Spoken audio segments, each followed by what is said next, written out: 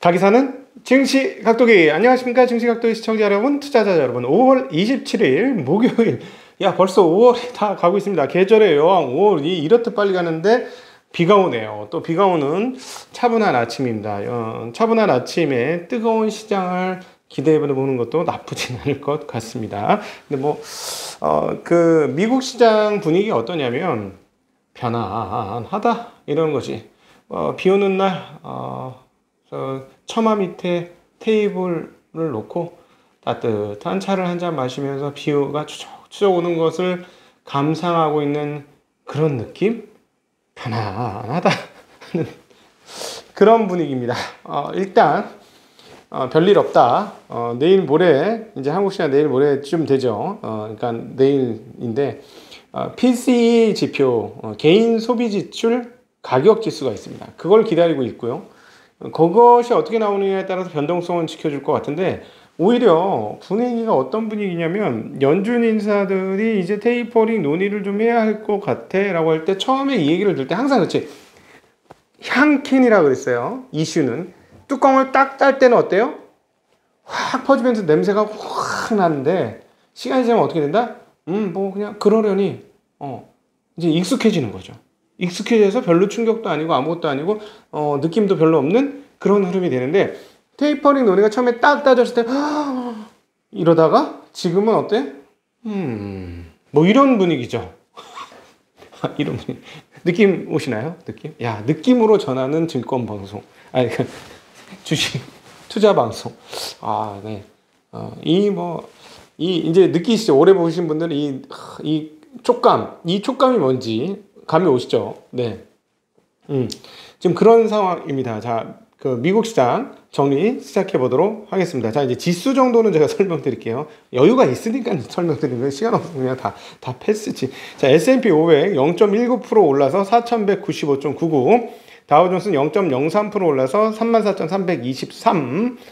그리고 나스닥 종합지수는 0.59% 오르면서 13,738. 개별 주식들이 많은 러셀 2000이 1.89%나 거의 급등을 했습니다. 2247포인트를 기록을 했고요.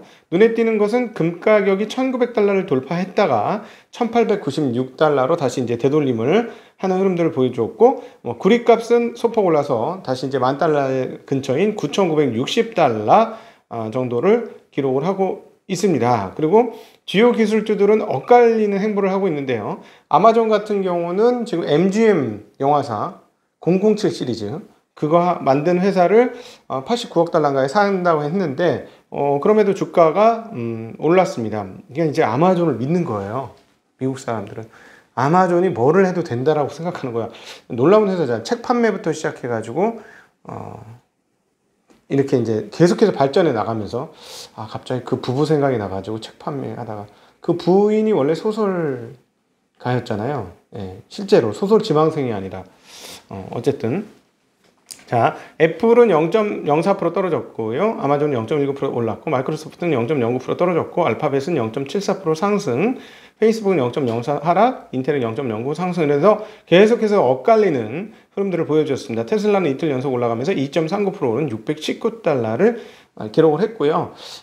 지금 공격적인 주식들은 일부 비트코인에도 영향을 살짝 받는 것 같은 느낌 들어요. 그러니까 AMC하고 게임스탁이 10% 이상 오른 것은 그쪽 시장에서도 조금 영향을 받은 게 아닌가 싶고, 칩 주식들은 전반적으로 조금 더 좋은 쪽이 많은 모습을 보여주었습니다. 무엇보다 가장 좋았던 회사들은 이제 곧 말씀드리도록 하는데, 여행 관련, 그러니까 포스트 코로나 관련 주식들이 가장 좋은 모습을 보여주었습니다. 자, 오늘 이제 시장 다시 한번 정리를 해가면,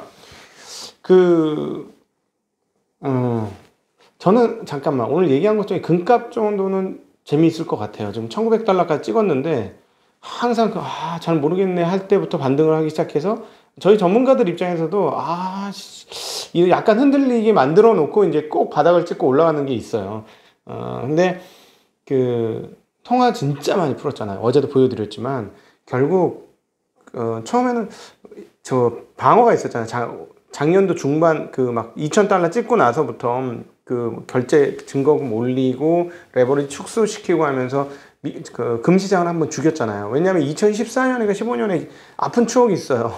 금 살인의 추억. 이 기억이 있죠. 그때 현물 주식까지 내다 팔았거든. 그래서 1,800불 넘었던 게 개똥값이 되면서 1,100불까지가 떨어져요. 이 경험이 있기 때문에 그 증거금 올리고 이러자 그 데자뷰 되면서 시장이 휘청했던 거죠. 근데 이제 이걸로 강세로 돌렸다라는 거는 의미가 있는 것 같아요. 즉 무슨 말이냐면 이거를 강세로 올렸으면 이제는 진짜 통화의 양을 보기 시작했고 그러니까 별일 없이 이제 갈 거야 이럴 수도 있죠. 내가 보니까 이제는 그렇게까지 옛날처럼 그렇게까지 안 할 것 같아 하면서 갈 수 있어요. 그러나 그럼에도 불구하고 아주 많이 오르게 되면 또 미국 당국에서 어떤 식으로든지 금에 대한 제재를 가질 수는 있다는 거. 오히려 규제 대상이라는 거. 금이 너무 많이 오르면 달러 가치가 문제가 되잖아. 사실은 비트코인은 저기 너희들끼리 놀아 뭐 이렇게 되는 시장이기 때문에 상관 안 해. 이러다가 너무 규모가 커지니까 한번 툭 건드리잖아요. 근데 금이라는 건 항상 상관이 되는 자산이기 때문에 가격이 너무 오르게 되면 또 제어가 올 가능성이 있어 보인다라는 거 잠깐 여기로 한번 말씀드리고 미국 시장을 돌아가서 28일 날 PCE 지표 개인 소비 지출 가격 지수가 됐는데 이게 만약에 높게 나올 경우 말이죠. 역시 인플레이션에 대한 감이 더 올라가겠죠. 그러면 어떻게 돼요? 인플레이션 감이 올라가면 금리도 다시 올라가겠죠. 그러면 달러화도 다시 좀 올라가겠죠. 그러면 인플레이션에 따른 실질금리 상승과 정책금리 상승의 기점이 앞으로 다가온다는 생각과 테이퍼링이 다가온다는 생각이 커지면 시장 빠지겠죠. 근데 이게 생각보다 그냥 뭐 그런 대로이면 그냥 그럴 거고 생각보다 낮으면 괜찮네 하고 갈 수도 있는 거죠. 자, 요 시나리오는 짜놓고 기다려. 이거 어떻게 나오냐에 따라서 내가 그거 모르죠. 제가 연준 인사도 아니지 않습니까? 모르는데 어쨌든 우리는 그러면 모르니까 요로 할 수 있다라는 거. 그러나 이것이 시장을 붕괴시킬 정도의 요인이 있냐? 그건 아닐 것이다 라는 거예요. 단기라고 그래서 말씀드린 거예요. 자, 여러분 일반 투자자들이 일희일비하다면 뭐냐면 촐랑거리는 바닷물을 보고 내 배가 향하는 방향이 잘못되고 있다 생각할 수 있는 거예요. 물 모습만 보면 이 배가 쭉 해서 저쪽 목적지를 향해 가고 있는데 찰랑찰랑 거리는 거 보면 이 큰 배가 예를 들어 배가 큰데도 불구하고 이 찰랑찰랑 거리는 물에 우리가 뒤집어질 수도 있겠구나 라는 생각을 한다는 거죠. 그러면 목표를 잃습니다. 그래서 오히려 시세에 너무 민감하지 않은 게 더 주식시장에서 좋은 결과치를 얻는 방법이에요. 작년도도 사실 개인 투자장에서 제일 좋았던 분들은 누구예요? 대표 주식 지금 1월 달에 피크 쳤던 그 주식 그냥 들고 쭉 엉덩이 붙이고 갔던 사람들이 제일 결과 좋지 않았습니까? 시장이 어찌 되었건. 근데 그 과정에 무슨 일들이 있었어요? 숱하게. 제가 그때 이제 3% 있었을 때죠.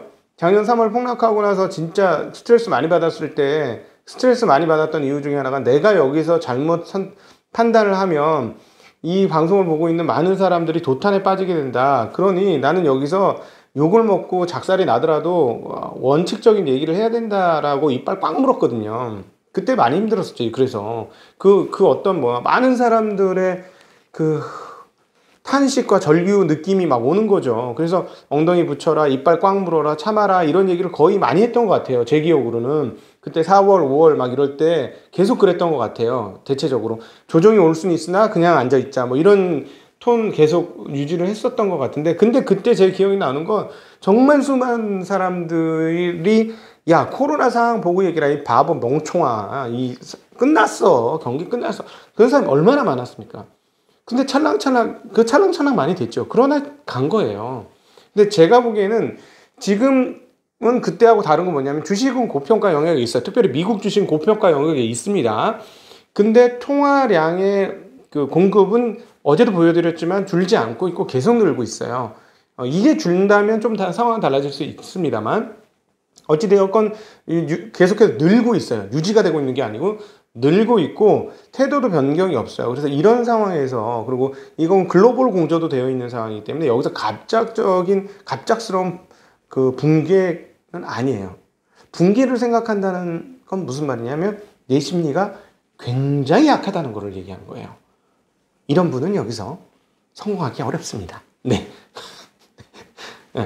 심리가 그렇게 약해가지고는 성공하기 어려워요. 오히려 그냥 그냥 큰 배포를 가지고 그냥 쭉 밀어붙이는 게 투자 성과에 더 좋을 수 있다라는 점을 기억해 주셨으면 좋겠습니다. 찰랑찰랑 할 수 있다라는 건 말씀드리지만 그 찰랑거리는 것 때문에 내 존재가 흔들려서는 안 된다는 말씀. 그렇게 존재가 흔들릴 거면 그냥 투자하지 말고 그냥 펀드에 가시는 게 훨씬 낫습니다. 오히려 펀드 중에 가치주 펀드를 요즘 잘해요. 오히려 그거를 권해드리는 입장이고요. 네. 근데 분위기가 어떤 거였냐면 분위기가 되게 재밌는데 시장 연준이 앞서도 말씀드렸지만 테이퍼링 얘기가 이제 나오잖아. 매파적인 사람들이 이제 3명 조금 더 클라라다 연준 분위기 언젠가는 되겠지만 이런 얘기 하잖아. 옛날엔 생각도 하지 마. 아니야. 됐어. 이런 분위기였는데 그럴 수 있지 뭐. 근데 지금은 아닌데 그렇게 되겠지 뭐. 이런 분위기로 바뀌었거든요. 그럼 옛날 같았으면 되게 불안해야 되는데 이 테이퍼링에 대해서 지금 분위기가 뭐냐면 머릿속에 계산기가 돌아갔어. 내가 보니까 월가의 계산기가 돌아갔어 머릿속으로. 그러니까 어떻게 했냐면 그래 논의를 시작하겠다는데 지금 상황들은 뭐냐면 지금 논의가 되고 있는 논의가 뭐냐. 테이퍼링의 논의를 시작하자는 논의가 되고 있는 거야. 그러니까 테이퍼링 자체가 아니고 테이퍼링을 할 수 있다는 논의가 논의되고 있어. 그러니까 요 논의를 지우고 해야지 테이퍼링을 진짜 시작하게 되잖아요. 그럼 그 기간까지가 시간이 당연히 있잖아요. 그걸 이제 시장이 깨달은 거야. 그래가지고 분위기가 당장 테이퍼링이 없는 거 맞구나. 벌써 5월인데 빨라봐야 여름이나 그 이후가 거의 확실하구나 라고 느끼는 것 같아 이제 시장이. 그러니까 편안하게 비 오는 날 처마 밑에서 날씨도 안 추워 시원하고 따뜻한 차 한 잔 먹으면서 이렇게 음악을 들으면서 자기가 좋아하는 재즈를 듣는다든가 클래식을 듣는다든가 국악을 듣는다든가 이러면서 이렇게 여유 있게 있는 시절을 읊고 있는 할아버지 같은 이런 느낌의 시장 장세가 오늘이었다라는 것이죠. 그런데 이제 오히려 한국 사람들 입장에서는 눈에 빵 띄는 게 뭐냐면 일단 먼저 채권 시장은 너무 강세였잖아요. 그러니까 강세였으니까 되돌림하면서 금리가 올라가면서 살짝 약세로 돌아갔어. 자연스러운 거예요. 그러면서 달러도 너무 약세였잖아요. 그러니까 강세로 돌렸는데 세게 강세로 돌렸어요. 0.4% 이상 강세를 돌렸어요. 많이 올렸습니다. 그러면서 달러 지수가 90 이상으로 올라섰습니다. 자, 그런데 말입니다. 위안화하고 원화는 강세야. 그대로 똑같이.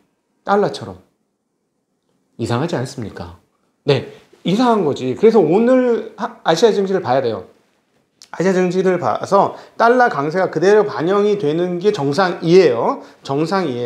그러니까 위안화 같으면 6.4 정도까지 다시 올라와야 되는 게 정상인 거고요.